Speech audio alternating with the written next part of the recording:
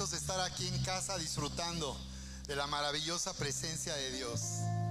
¿Qué? Amén. Sí, así es. Qué gusto vernos nuevamente el día de hoy. Y quiero... estamos, como les hemos anunciado, en una nueva temporada celebrando la Cena del Señor. A partir de Semana Santa, en que el Señor nos da una indicación de un reinicio, porque así como el pueblo de Israel fue liberado de Egipto, del Egipto de este mundo, a través de la Pascua, a través del sacrificio de un cordero, al poner la sangre de ese cordero en las puertas, de la misma manera el Señor nos ha llamado a salir de este mundo y nos ha llamado a entrar en una nueva vida que es la tierra de promesa que Dios tenía preparado para Israel. La tierra de Canaán representa la vida en Cristo. Por eso Jesús dijo: yo he venido para que tengan vida y la tengan en abundancia. Así que este es un reinicio, porque el Señor ordenó que esta fuera el comienzo del año. Esta liberación de Egipto marcó el comienzo del año, porque también señaló el comienzo de una nueva vida para el pueblo de Israel. Por eso estamos celebrando y liberando el poder del nuevo pacto. Estamos liberando el poder del nuevo pacto, y me refiero con eso a que el Señor nos llama a activar nuestra fe para que Él se manifieste en nuestra vida de una manera poderosa y sobrenatural. Y para que Él se manifieste también a través de nuestra vida, a nuestra familia, se manifieste a nuestros negocios, se manifieste a las personas que nos conocen, a nuestros vecinos, con las personas que constantemente nos relacionamos. Él quiere manifestarse a través de nosotros, manifestar su grandeza, su amor y su poder. ¡Wow! ¡Qué maravilloso! ¿Cuántos lo creen el día de hoy? Amén. Dale un fuerte aplauso en alabanza y en adoración al Señor. Compartir familia con ustedes. Le he llamado elegidos para escoger. Elegidos para escoger, elegidos para liberar su poder que activa nuestro potencial. El Señor nos ha elegido en Cristo. Por medio de Cristo ahora podemos nosotros dar evidencia de que el plan de Dios se ha cumplido, porque en Cristo hemos sido elegidos para que nosotros también podamos elegir. Y en este caso, elegir liberar, porque sabemos que en Cristo Jesús ya fue hecho todo lo que nosotros necesitábamos para disfrutar de una vida nueva y abundante. Pero es necesario que a través de nosotros esto suceda. El Señor no va a hacer las cosas aparte de nosotros, ni de manera independiente de nosotros, sino Él lo va a hacer a través de nuestra fe, a través de lo que nosotros estamos creyendo. Él se va a manifestar. Así que nosotros hemos sido elegidos para entonces también escoger liberar el poder sobrenatural de Dios, que va a activar nuestro potencial. Él ha puesto en nosotros un increíble potencial, pero es necesario liberar ese poder, que Él se manifieste a través de nosotros y se manifieste en nuestra vida. ¿De acuerdo? Mira lo que nos dice, y para entenderlo ahí, Lucas capítulo 22. En el momento en que Jesús llama a 3 de sus más cercanos discípulos a acompañarlo para orar en el huerto de Getsemaní, donde el Señor va a buscar ser confirmado en la voluntad de Dios. El Señor estará librando una batalla en contra de una opresión, de una terrible oscuridad. Esta parte de la Biblia puede a algunos sorprender en el verso 39, Lucas 22, verso 39, porque pareciera que el Señor Jesús está dudando. Pareciera que el Señor está dudando de ir a esa cruz a morir por amor a nosotros, pero en realidad lo que Él está haciendo es orando hasta 3 veces para asegurarse de que es la voluntad del Padre el que Él vaya a la cruz.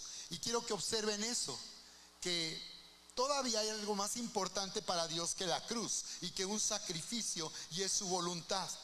Y bueno, sabemos que la voluntad de Dios era que Jesús fuera a esa cruz para reconciliarse y para quitar la barrera que nos separaba de Él. Pero el Señor Jesús todavía, Él quería estar seguro de que esa era la voluntad del Padre. Quiere decir que la voluntad del Padre es todavía más importante que la cruz y cualquier cosa que nosotros podamos hacer para Dios. Mira lo que nos dice ahí el verso 39. Y saliendo se fue como él acostumbraba al monte de los olivos. Y sus discípulos también le siguieron. Y cuando llegó a aquel lugar les dijo: oren que no entren en tentación. Y él se apartó de ellos a distancia como de un tiro de piedra, y puesto de rodillas oró, diciendo: Padre, si quieres, pasa de mí esta copa, pero no se haga mi voluntad sino la tuya. Y se le apareció un ángel del cielo para fortalecerle. Y estando en agonía oraba más intensamente, y era su sudor como grandes gotas de sangre que caían hasta la tierra. Cuando se levantó de la oración y vino a sus discípulos, los halló durmiendo a causa de la tristeza, y les dijo: ¿por qué duermen? Levántense y oren para que no entren en tentación. Mientras él aún hablaba, se presentó una turba, y el que se llamaba Judas, uno de los 12, iba al frente de ellos, y se acercó hasta Jesús para besarle. Entonces Jesús le dijo: Judas, ¿con un beso entregas al Hijo del Hombre? Y dice la palabra en otra versión que Jesús, cuando llegaron por él, él dijo: han llegado ya. Y él expresó: vamos adelante, hablando de su determinación de ir a morir en esa cruz. Esas gotas de sangre que él dice que él derramó, que salieron de la frente, además del sudor, nos está hablando de una agonía, de una batalla espiritual que el Señor Jesús libró. Sí, dicen que esto puede ocurrir médicamente hablando, pero estamos viendo que el Señor estaba aquí bajo una presión terrible, porque Él estaba librando una batalla de opresión con tinieblas, al punto que dice que un ángel vino para fortalecerle.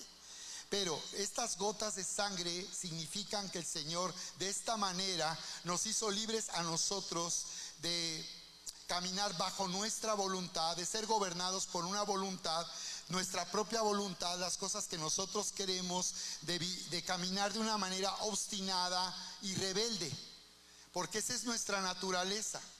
El Señor vino a liberarnos de una naturaleza obstinada y rebelde, y eso quiere decir que nos gusta cantar esa alabanza que dice que con dinero y sin dinero hago siempre lo que quiero, y mi palabra es la ley, ¿no? Entonces, esa es nuestra naturaleza, y por eso somos tan débiles e incapaces de vivir en la voluntad de Dios. Por eso muchas personas se sienten amenazadas cuando escuchan de la voluntad de Dios y prefieren vivir lejos de Dios o levantar una barrera y decir: Señor, aquí no quiero que tú entres, intervengas en mi vida. Así que nosotros podemos poner un límite a Dios, porque aunque Dios quiera para nosotros, Él ha preparado para nosotros un camino de donde Él quiere prosperarnos. Nosotros podemos resistir. Di conmigo: resistir. Ese es el verdadero conflicto que tenemos. El verdadero problema no es si Dios se puede manifestar y puede hacer algo poderoso en nuestra vida. El verdadero problema es que nosotros resistimos lo que Dios quiere hacer y ha preparado para bendecirnos y hacernos prosperar. Entonces, por eso Jesús sudó esas grandes gotas de sangre, hablando de una redención, porque la sangre en la Biblia representa un pago. Así que el Señor estaba librando una batalla, que es la batalla que nosotros libramos constantemente, que muchas personas dudan del amor de Dios, dudan del poder de Dios, o tienen duda de lo que Dios está diciendo en su palabra, y nosotros no podemos de ninguna manera cuestionar nada en su palabra. Muchas personas también han creído que pueden tomar solo aquello que les convenga o les acomode en lo que dice su palabra. Y muchas veces estamos dudando de su amor y no creemos que Él nos ame tanto como para decirnos algo que a nosotros nos produce un conflicto en nuestra manera de pensar y en nuestra mente. Jesús sufrió esa opresión en la mente y ese conflicto espiritual, y Él nos hizo libre al derramar con grandes gotas de sangre desde su cabeza, acompañadas de su sudor.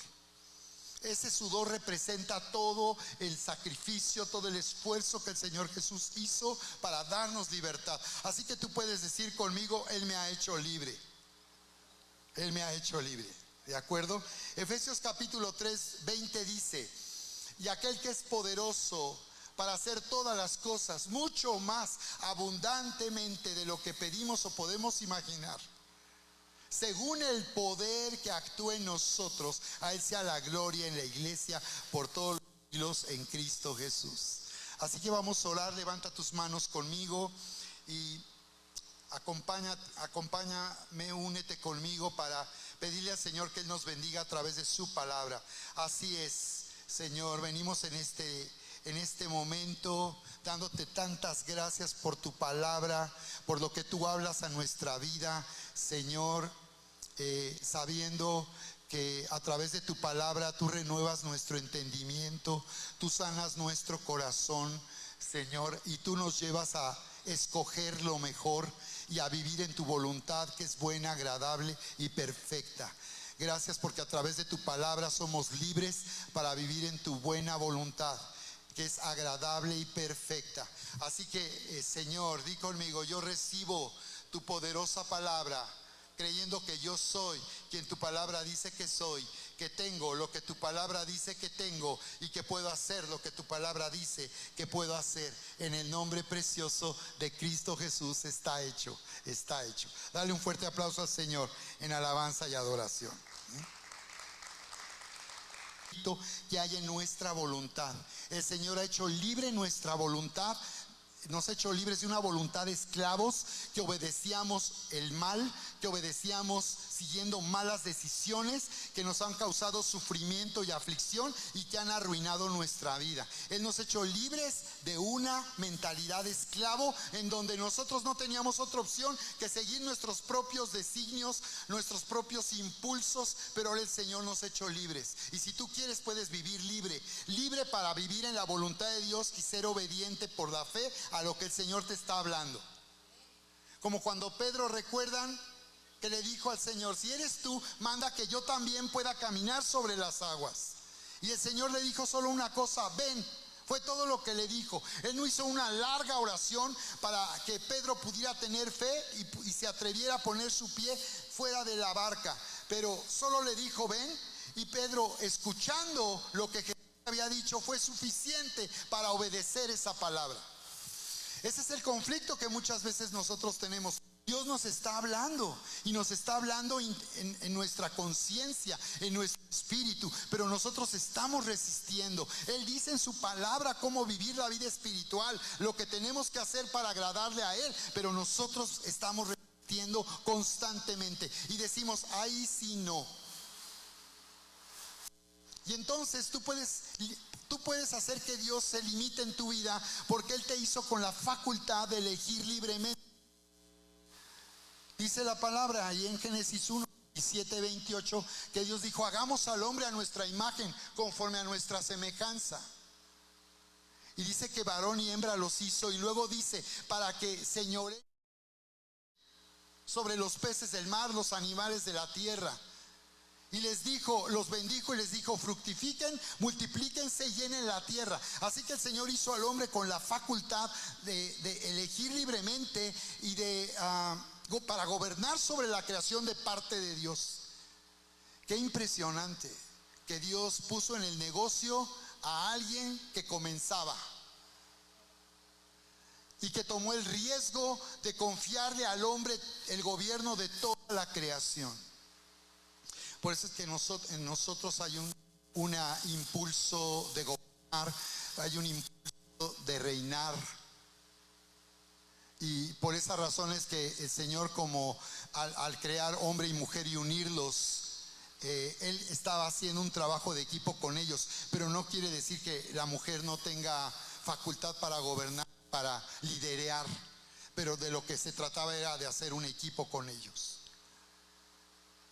Entonces el Señor les dice que el propósito en la creación para el hombre es señorear y sojuzgar. Y la palabra señorear habla de autoridad, pero sojuzgar habla de poder para gobernar. Hay un poder. La palabra se refiere a hollar, a poner el pie sobre. Eso nos habla de tener la fuerza para hacer que las cosas sucedan. ¿Lo ves? Entonces, mira cómo nos dice ahí Romanos 7. Ahí en Romanos 7, y tú te vas a identificar con el conflicto que aquí él está revelando. Romanos en el capítulo 7, en el verso 15 dice: porque lo que hago no lo entiendo. Ese es el conflicto de una mentalidad de esclavo. Una mentalidad en donde nosotros obedecemos nuestros propios impulsos, nuestras propias creencias, nuestra propia manera de pensar. Aún nos volvemos religiosos y creemos que somos nosotros los que podemos decidir qué sí y qué no vamos a escuchar de lo que Dios está hablando a nuestra vida. Y mira cómo dice, verso 15: porque lo que hago no lo entiendo. Esto no es solo para las mujeres, es para todos. Es que normalmente los hombres dicen que no entienden a las mujeres, pero también las mujeres no entienden a los hombres. Entonces dice 16: y si lo que no quiero, esto hago. Entonces hace lo que no quiere. ¿Por qué lo hace si no quiere? Y aquí nos habla de la voluntad. Lo que tú quieres o no quieres tiene que ver con tu voluntad. Dios te da esa facultad, y si tú quieres puedes resistir a Dios, y si tú quieres le puedes desobedecer. Y como hemos visto en el comienzo, en la creación, Dios pone a un hombre y una mujer en un huerto, y lo que hacen es desobedecer a Dios. Cuando le conocían, le veían al Señor constantemente en ese huerto. El Señor creó un lugar maravilloso para estar con ellos, y ellos, en cuanto hubo la oportunidad, se separaron y desobedecieron a Dios. Así que nosotros tenemos esa naturaleza. Era necesario ser libres de esta naturaleza y de esta esclavitud, porque esto es lo que está causando que nuestra vida sea lastimada y tomemos decisiones que nos arruinan, malas decisiones que nos perjudican. Pues dice: porque lo que hago no lo entiendo, pues no hago lo que quiero, sino lo que aborrezco, eso hago. Lo que aborrezco, eso hago. Dice aquí, y está hablando el apóstol Pablo, identificándose, incluyéndose, para hacernos ver que este es un problema que está en nuestra naturaleza, y que todos estamos con este conflicto en nuestra conciencia y en nuestro corazón. Y si lo que no quiero, esto hago, apruebo que la ley es buena. Esto quiere decir que cuando la Biblia dice, el mandamiento dice: no mentirás, no robarás, pues está diciendo que eso está bien. No está diciendo: es que no puedo dejar de mentir ni de robar. Eso quiere decir que está mal que alguien nos diga: no mientas ni robes. No, si yo no puedo dejar de mentir ni de robar, quiere decir que eso está bien. El que está mal soy yo. Y entonces el Señor nos da una norma para que podamos diferenciar si lo que estamos haciendo es bueno para nosotros o es malo. Te estoy poniendo un ejemplo. De esta manera Él nos está diciendo: esto es bueno para ti. Cuando habla de robar, en Efesios capítulo 5 dice que el que roba, deje de robar. Y luego dice: trabaje.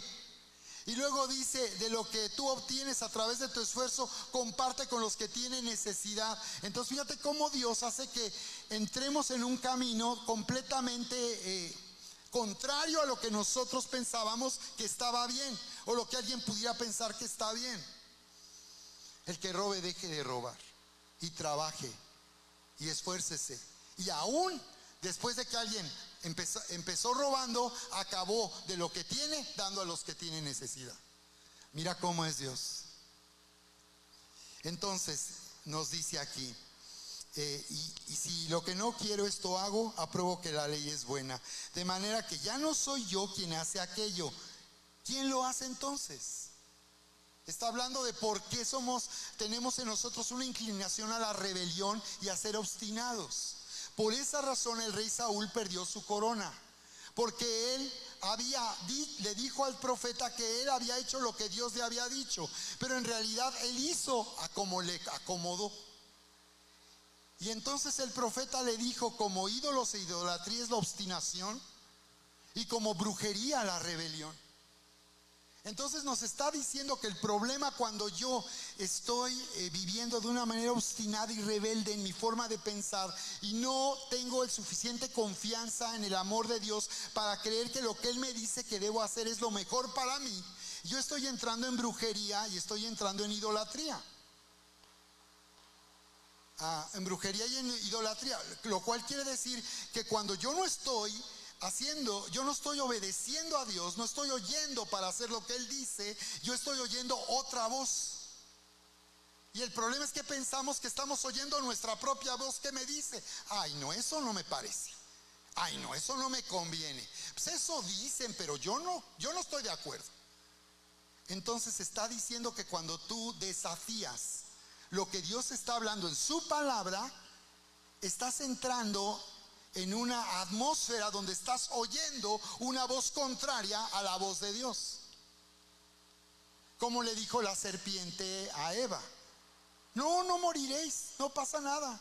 Es que Dios nos dijo que si comemos del fruto de este árbol y le tocamos, nos moriremos. No pasa nada. ¿Y qué hizo la mujer? Escuchó la voz de la serpiente. Y ahí es donde ahí es donde el hombre es corrompido y en su naturaleza él comienza a vivir con una voluntad obstinada y rebelde. Entonces nuestro problema no es que Dios tenga la habilidad y el poder para manifestarse y dar respuesta. El problema es que estamos resistiendo lo que Dios dice y la manera a través de la cual Dios se va a manifestar en nuestra vida. ¿Ok?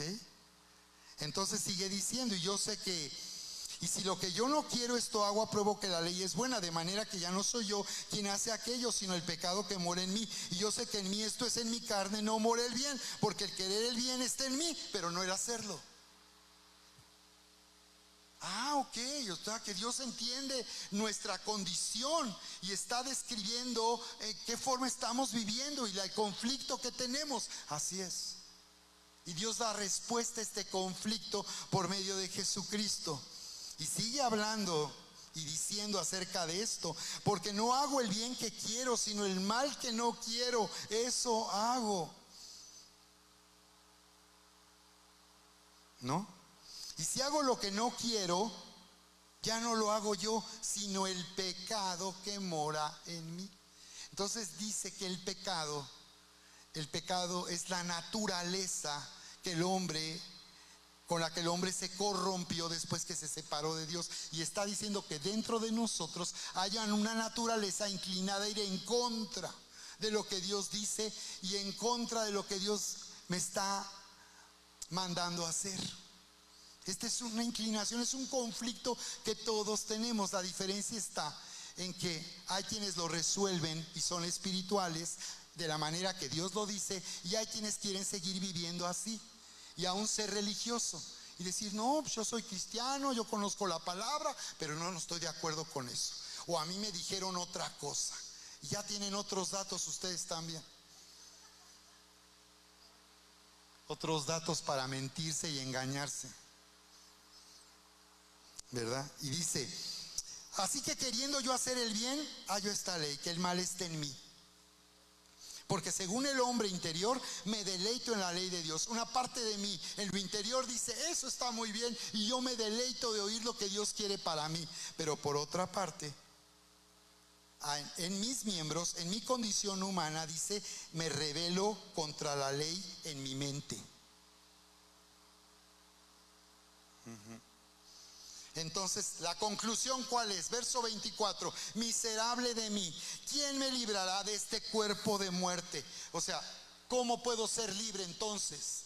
¿Y cómo puedo ser libre de este cuerpo, de esta naturaleza, de mi condición que me hace vivir como un esclavo y no puedo hacer otra cosa que obedecer una mente obstinada y rebelde que hay en mi interior?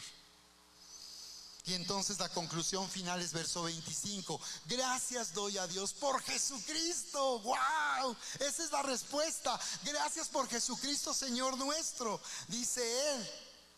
Está diciendo que por causa de Cristo Jesús, el Señor ha quebrantado esta esclavitud y nos ha hecho libres para que nosotros podamos tener confianza en el amor de Dios y podamos obedecer lo que Él nos está diciendo. Amén. ¿De acuerdo? Así que Hebreos, vamos a terminar ahí viendo lo que nos dice ahora Hebreos en el capítulo 8, y en conclusión, cómo describe el nuevo pacto. Porque esta libertad que tenemos ahora de confiar en Dios y ser obedientes y vivir por fe, es algo que ha ocurrido por causa del nuevo pacto. Ahí en Hebreos capítulo 8. Hebreos es muy interesante porque relaciona lo que dice la ley en el Antiguo Testamento para mostrarnos la gracia de Dios. Y entonces Hebreos está hablando del tabernáculo, del templo de Dios, donde pareciera que eso ya es del pasado y que eso solo fue para Israel. Y nos muestra que eso está vigente, porque todo lo que hizo con Israel es una figura que representa una realidad espiritual. Y este libro, Hebreos, fue escrito para judíos que les estaba siendo revelado que Jesús era el Mesías y que no se trataba de regresar a la ley para poder ser seguidores de Jesús, sino se trataba de ver cómo Jesús había cumplido con la ley para que nosotros ahora, por causa de Cristo Jesús, viviéramos como justos, perfectos y santos para Dios. Entonces ahí en Hebreos 8 nos habla del nuevo pacto. Y mira a qué se refiere hablando de Israel, porque parecía, bueno, esto es para judíos, no es también para la iglesia. Y está hablando del Antiguo Testamento, que muchos dicen, eso ya no es para ahorita. Esto no me parece y no me conviene, entonces eso lo dejo para el Antiguo Testamento. Pero a mí háblenme de lo del Nuevo Testamento. Y se vuelven acá muy rigurosos. Pero no, la Biblia nunca se contradice. Y el Señor dijo, yo no he venido a abolir la ley, yo he venido a cumplirla. Y Él cumplió la ley. Y por eso ahora en Cristo yo soy justo, porque tengo a Cristo que cumplió la ley. Yo no puedo, pero Él sí la cumplió. Entonces Él me dice que he sido perdonado, que para Él soy su elegido, soy justo, digno de su amor, soy santo. Pero yo con mi mente obstinada y rebelde puedo estar resistiendo y diciendo, es que hoy no hice esto, es que hoy hice esto que estuvo mal. Entonces mira cómo dice Hebreos capítulo 8, en conclusión, nos dice la Escritura. Verso 8, hablándole a Israel, pero hablándonos a nosotros, su iglesia, en el Nuevo Testamento. Pero reprendiéndolos dice, he aquí vienen días, dice el Señor. Vienen días, esto ya se cumplió. Esto fue dicho antes de que Jesús viniera y ya se cumplió. Vienen días, dice el Señor, porque esto está en los libros de los profetas. Antes de que estuviera escrito aquí, se escribió antes. Y aquí solamente se volvió a recordar lo que había sido escrito antes, anunciando un nuevo pacto. Y dice, en que estableceré con la casa de Israel y la casa de Judá un nuevo pacto. O sea que se necesitaba un nuevo pacto. Nos habla de una nueva unión, que Dios había establecido un acuerdo con Israel para ser el Dios de Israel, y que consistía en que ellos cumplieran la ley. Entonces se les dio la ley y les dijo el Señor, si ustedes obedecen la ley y la cumplen, yo los voy a bendecir. Si ustedes fallan en la ley y desobedecen, entonces entrarán en maldición. Pero bueno, si Dios sabe que en nuestra condición humana somos débiles e incapaces de ser obedientes a la ley de Dios, ¿qué puede suceder ahora?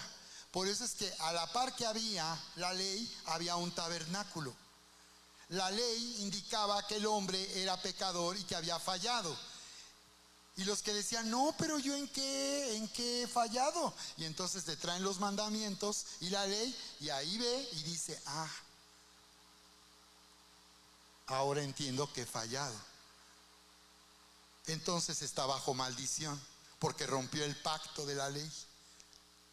Si Dios dice, si ustedes hacen lo que yo les digo y me obedecen, los voy a bendecir, y si no, pues no. Entonces, a la par de eso, pone un tabernáculo donde hay sacrificios, y el pueblo de Israel todos los días tiene que ofrecer sacrificio, en la mañana y en la tarde. Y esto representa el poder del sacrificio de Jesús. La Biblia le llama el poder de la sangre de Cristo.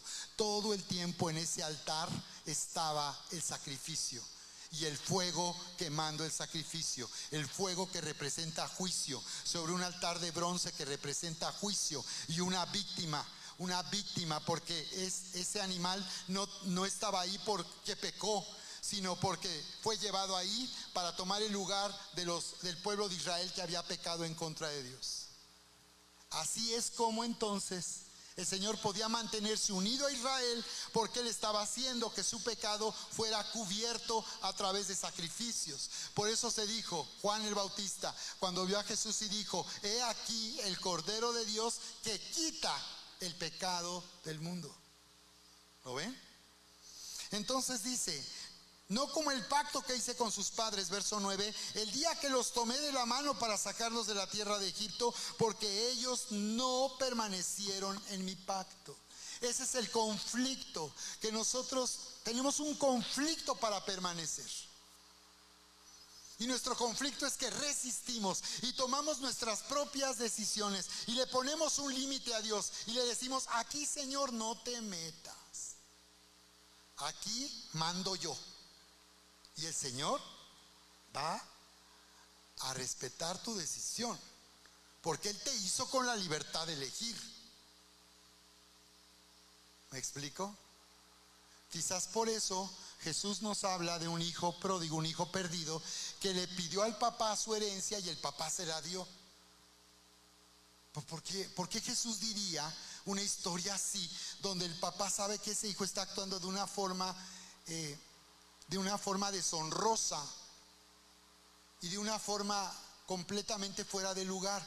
Porque el hijo menor era heredero, y Dios es así.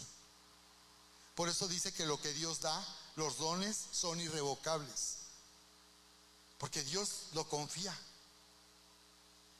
Y Él no es como la mamá controladora que el niño va y le pega en la mano y dice no. ¿No vieron el comercial de la mamá que va a la escuela con el niño?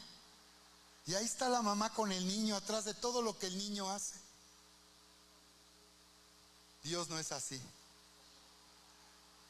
¿no? Y bueno, yo sé que eso es porque hay mamás que entran en una desesperación. Pero mira, Dios, como dice, no permanecieron. El problema nada más se trataba de permanecer, de no moverse de ahí, de estar ahí, de quedarse ahí, de no ir para otro lugar. Pero ellos no lo lograron. Y dice que esa generación murió en el desierto. Y eso nos habla de que nuestra condición humana somos incapaces de vivir la vida nueva y abundante. Entonces necesitamos morir para que en nosotros se levante la nueva vida. Por eso cuando somos llenos del Espíritu Santo, hacemos morir el hombre de guerra. Hacemos morir la mentalidad obstinada y rebelde que nos hace tomar malas decisiones. Así que Dios no nos está diciendo que seamos perfectos, Él nos hace perfectos. Nos hace completos para poder vivir la vida nueva y abundante en Cristo.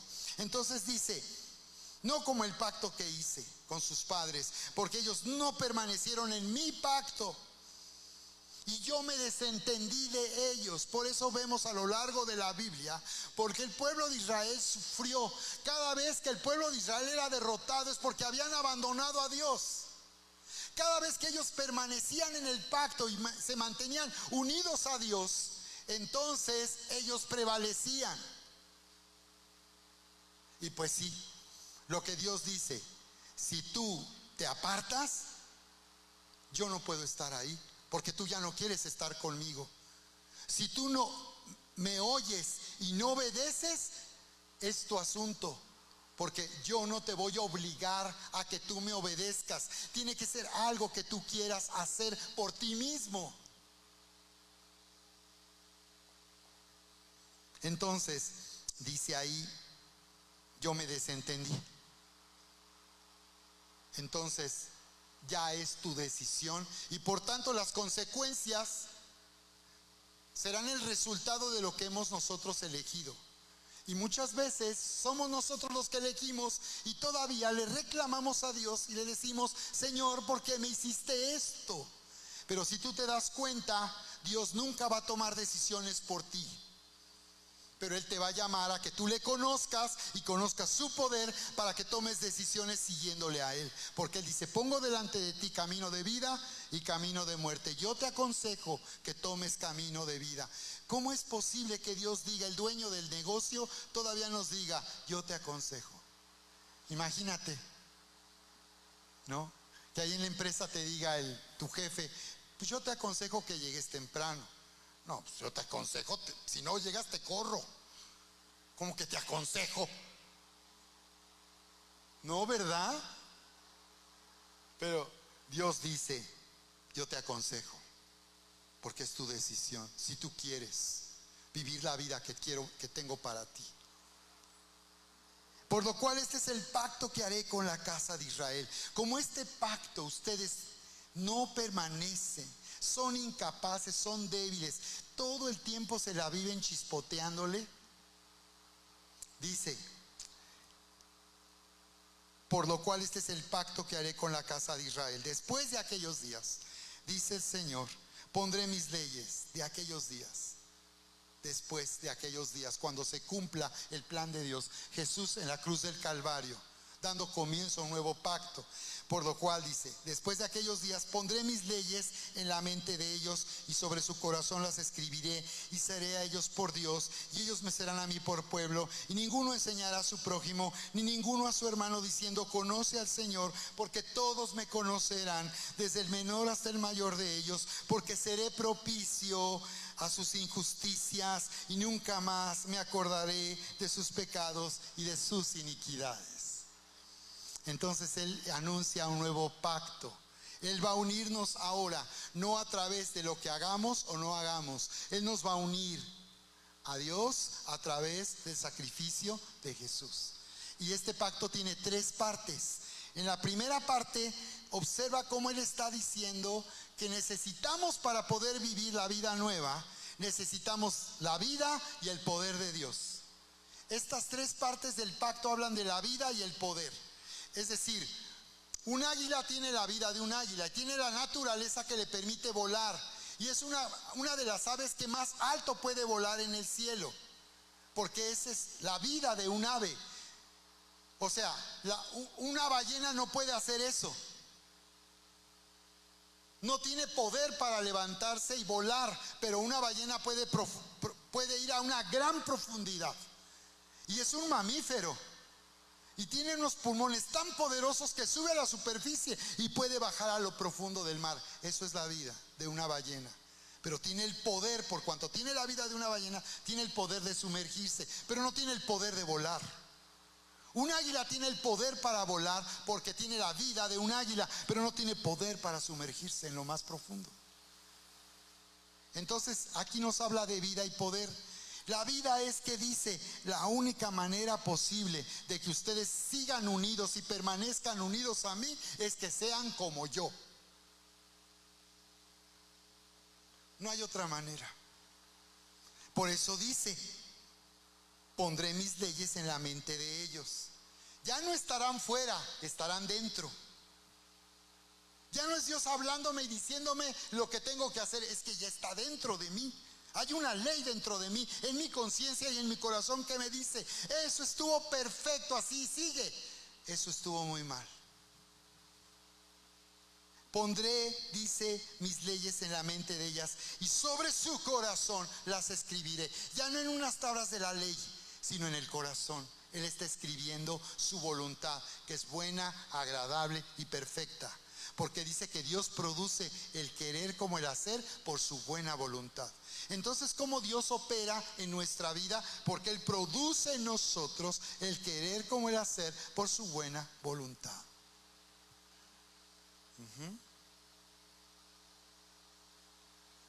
Por eso esa mujer que sufría hemorragias salió a buscar a Jesús. Esa mujer es impresionante. Años, ¿por cuántos? 12 años sufriendo hemorragias. Y a pesar de sentirse tan débil, salió de su casa. Además de que estaba prohibido para que las mujeres en esa condición salieran a la calle. Pero ella derribó todos los obstáculos, porque en su corazón se produjo el deseo de llegar hasta donde Jesús estaba. Porque estaba segura que si ella tan solo tocaba el borde de su manto, sería completamente sana. Así es como Dios trabaja, produce el deseo. Él no nos impone ni nos obliga, pero produce el deseo. Entonces ahí nosotros podemos resistir y limitar a Dios o ser obedientes a la fe. Porque la fe es un acto de obediencia. La fe es que yo no estoy obedeciendo mis creencias, mi forma de pensar. Yo estoy obedeciendo el amor de Dios. Cuando Pedro le dijo a Jesús: si eres tú, manda que yo vaya sobre las aguas. Él estaba pidiendo esto, confiando en que a pesar de que había tanto peligro, si Jesús daba la orden, él no moriría ahí. ¿Se imaginan en plena oscuridad, una tormenta en medio del mar y esa barca hundiéndose? ¿Han visto en The Chosen ese momento, en esa escena? Está impresionante la producción. A mí me impresionó la producción, digo, porque hemos visto en películas de Jesús, pues ese momento donde Pedro camina, y en las películas viejitas dice uno, no, se ve que está caminando sobre el piso y le echaron agua. Y ahí va Pedro, ¿no? Y hasta quiere bailar porque pues... Pero en The Chosen se ve impresionante. Pero lo que más me encanta es la cara de Mateo, mi discípulo favorito, porque tiene la cara así.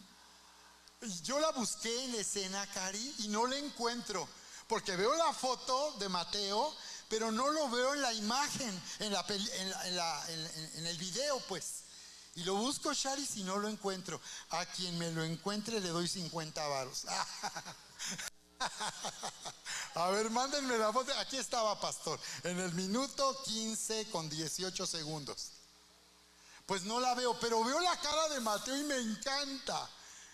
Es una de mis fotos favoritas. Está así, como diciendo, ¿qué pasó? ¿Cómo? Impresionado, Alejandro. Ajá. Impresionante. Dios produce. Y mira, Pedro era un hombre, tomaba riesgos y oportunidades. Y Dios da esa fe y esa habilidad de que tú tomas riesgos y tomas las oportunidades. Me estaba acordando, Lucy, que justamente en la elección pasada estabas ahí conmigo apoyándome como candidato a diputado en el Congreso del 3er distrito. Y estábamos Lucy y yo, ¿verdad? Ahí sobre, ¿cómo se llama esa avenida? Allá para Loma Bonita. No, la otra, la que es paralela, nos fuimos a parar a la paralela. Y ahí estaba Lucy con su sombrero en medio del solazo, y estaba yo, me acercaba yo a los autos y se me quedaban viendo y decía, ¿usted es el candidato? Le digo, sí. como que la gente decía, ¿y por qué anda usted haciendo esto? ¿No? Y ahí andábamos, ¿verdad, Lucy? Porque Dios produce en ti el querer como el hacer. Y eso te lleva, la fe te da la habilidad de tomar riesgos. Te hace poner el pie fuera de la barca. Te hace decir al Señor, si tú quieres puedes limpiarme. Te hace darle a Jesús hasta que se pare. Y una vez que se para, le dices. Como lo hizo en aquella ocasión la mujer de Sirofenicia, que parecía que no le estaba haciendo caso. Y Jesús caminaba y ella gritándole, hasta que le gritó de tal manera que Jesús se detuvo. Dios así es como trabaja. Él produce el querer como el hacer por su buena voluntad. Entonces, primera parte es: pondré mis leyes en la mente de ellos y sobre su corazón las escribiré. Y seré a ellos por Dios y ellos me serán por pueblo. La única manera de permanecer unidos es que ellos sean como yo. Que se recupere lo que se perdió en el huerto, cuando el hombre fue hecho a la imagen y semejanza de Dios. Porque el hombre ya no nace a la imagen y semejanza de Dios. El hombre nace en este mundo separado de Dios. Entonces dice: y ninguno enseñará. Dice: y seré ellos por Dios y ellos me serán a mí por pueblo. Esto está hablando de una unión basada en la naturaleza misma de Dios. Ellos me serán a mí por pueblo y yo seré su Dios. Él nos une por medio de Cristo Jesús. Y luego dice la segunda parte: y ninguno enseñará a su prójimo, dice, y ninguno a su hermano diciendo: conoce al Señor, porque todos me conocerán. O sea, todos tenemos acceso, al tener todos la naturaleza de Dios, al recibir la vida nueva en Cristo. Yo tengo la facultad, tengo entonces ahora la naturaleza por la cual me puedo acercar a Dios, como me acerco a un papá o a una mamá, con esa familiaridad de abrir el refrigerador, de entrar a la casa, de agarrarle el carro al papá. Y todos me conocerán. Y todos le podemos conocer. Y todos podemos vivir en intimidad con Dios. Y todos podemos oír su voz. Y todos podemos saber los grandes